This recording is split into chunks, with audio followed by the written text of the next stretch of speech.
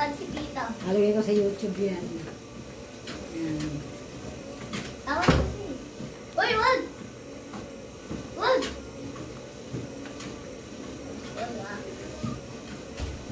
Yeah. Si Pogi Kuya. ka dapat. Kailangan pogi ka. Para makita ka sa TV. Ilang minute? 1 minute? 1 minute? 1 minute? 10 minutes. 10 minutes.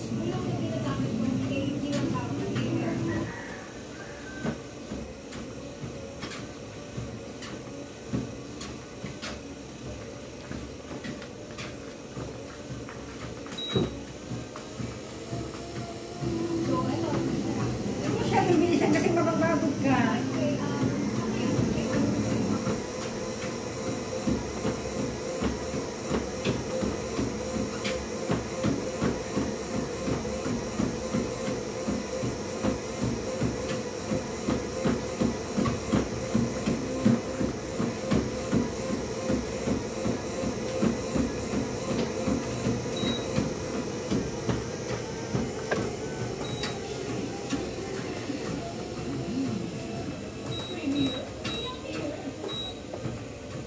Yung mga programs sa akin na nakataka plus TTC. At ngayong gabi, magre-react tayo sa public apology ni Yan. Ang ating Play Rider. Nag-time na pinakaan natapos siya ng isang decision. Ilang minutes na? Online at patinala sa kalsada. Wala pa. Sa mga hindi nakakaalam ng context kung bakit siya nagpa-public apology in the first place, lalagay Tagal sa pa. description below yung context.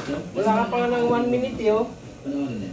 Bago pala natin panoorin yung video mga friends, gusto ko lang sabihin sa inyo na mag-react ako dito bilang open mind. Papanoorin ko ito ng bukas yung isa. Kasi marami tayong sa tamang tuloy na matututa ng recognize, na nagkakamalinig tayo, di ba? Matututa ng let go sa ego natin. Ano ba naman ang tinapay niya, Potter? Kung pinagsisiyan yung mga maling ginawa, makikita natin na remorse. Mamaya ka na kumain pagkatapos mo mag-treadmill. Hindi ka pa nakapaggalon dahil pagkain na yung nasa isip mo. Gutom na agad siya. Ano ba naman yan? Hindi siya nagtawad sa pagkakamali niya. Tapos once na gawin ko ng tao, Potter, sincerely, bubulin natin siya. Wala ka 10 minutes na. Gusto sana natin. Ano? Parang hindi naman tama. 1 minute pa lang yan. Anong 10? Ang daming extra. Opo.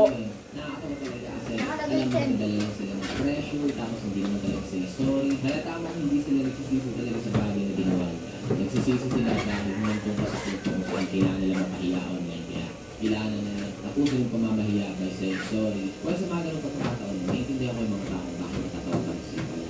Panoorin natin yung video natin mga kaya at sabay natin, husgahan. Ang husgahan tao ng internet sabi na nito. Ito na, medyo gusto ko yung mag-sabunan. Yan na. Well, pangarapin namin talaga. Yan. Hindi kami kundi pero record it in private. Siyempre, kailangan malaman na ginagawa naman natin yung mga tama at mga list na paraan. Paano ang ito? So, tinuro na namin kaya na Masyadong malakas. Parang hindi ano yun. Hindi lang maganda pa kayo yun. Tinuruan namin siya kung paano mag-inom. Parang pinang video. Ang pinakamaganda siguro kung sinabi na dito. Tinuruan namin siya sa mga mistakes na pina-recognize namin sa kanya. Mali yung mali. At pag na-recognize ako ng tao mali niya, feeling ko mas makapag-formulate siya sa fear na sorry. Magmumula sa kanyang buturan ng puso. Kasi kung tinuruan nila siya kung paano humingi ng tawad, parang wala ka rin accountability. Alam ko yan natin, diba? Wala ka rin hindi na namin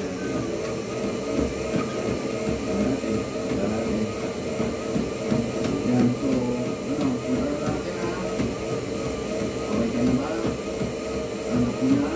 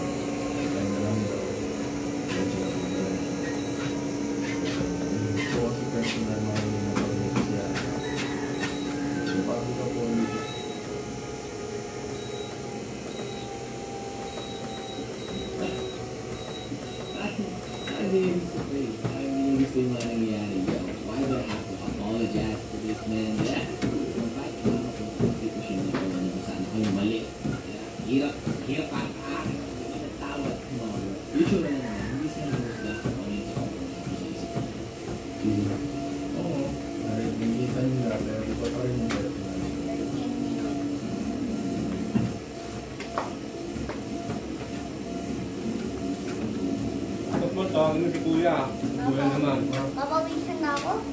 Hindi pa yan. So, umay na lang. Kakasimula mo pa lang eh. Apology video to. Ha? Kaway ka sa vlog. Eh, Ba't mo pinapatay? hindi ko pinapatay. Is to be Hindi na ako. Wala. Yung intro na parang, damn. Hindi ko na alam. That's the best way to start it, yeah? Doesn't sound sincere.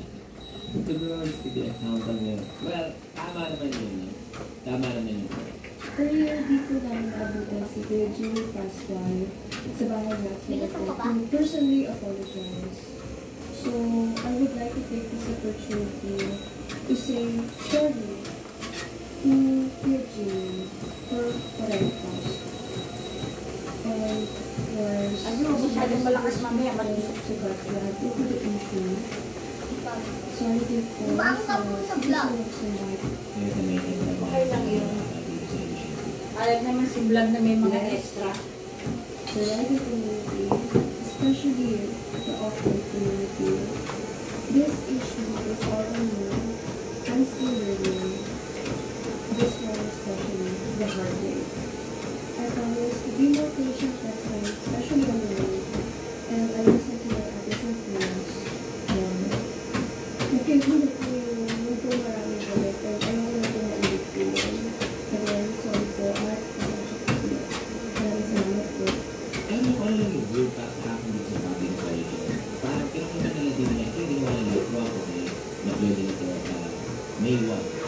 Pero itong May 1 din mga friends, parang 6 hours ago, alas 7 ako kasi yan so kung siya unbothered siya. Tapos may mga nag-review sa comment section at 2024 parang picture na ito. Then 10 hours ago, alas 3 diba, after nila, hintayin si Man Jimmy.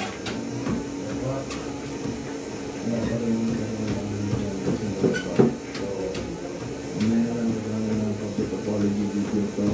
Nakapag-post kasi yan ng picture niya kung saan sabi niya na she's wandering the streets. Wandering the streets after niya allegedly lumipad.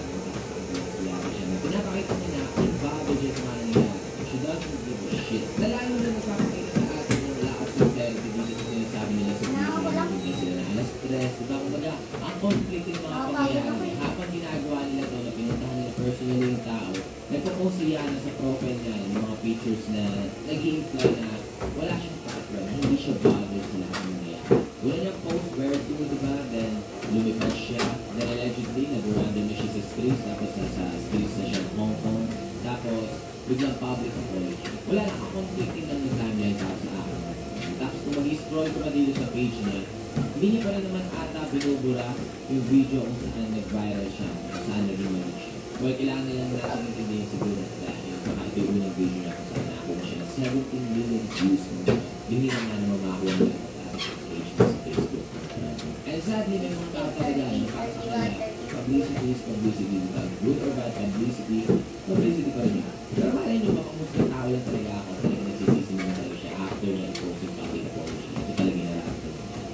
Si Yana na lang makapagsabi niya mga parang ang ating playwright, diba? Na nag-trending mo na araw. Hindi mo inalit yan, papatayin mo na yan. Ito lang yung video na pamatay. Sheesh.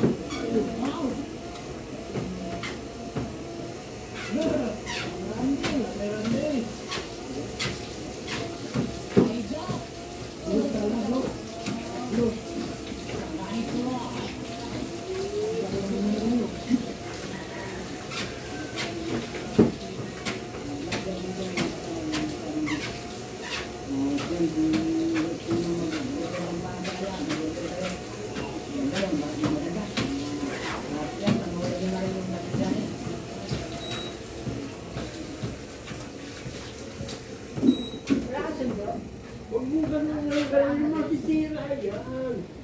Steady mo lang.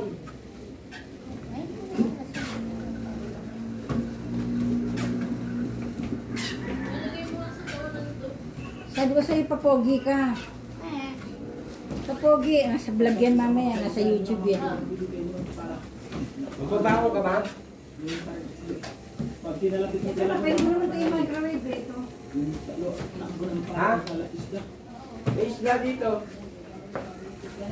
Pero,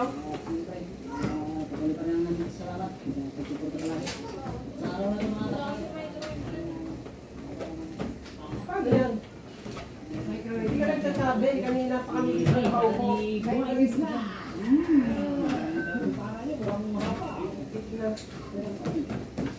Paano kung wala kang pasok?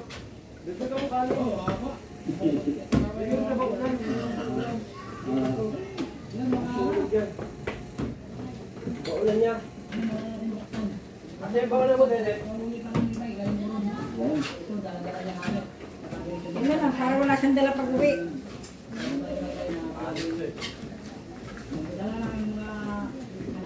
Gusto ka ng kanin? Ha?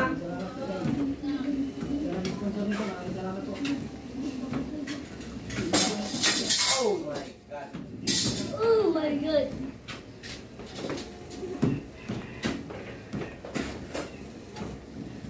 Hindi na tayo maupo. Oh. Hindi ka na makakaulit yan pag ganyan ginagawa ko na dyan. Na. Sabi mo, treadmill.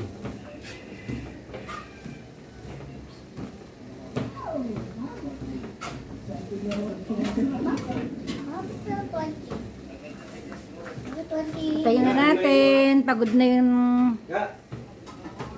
Imayin mo nga, isasama ko.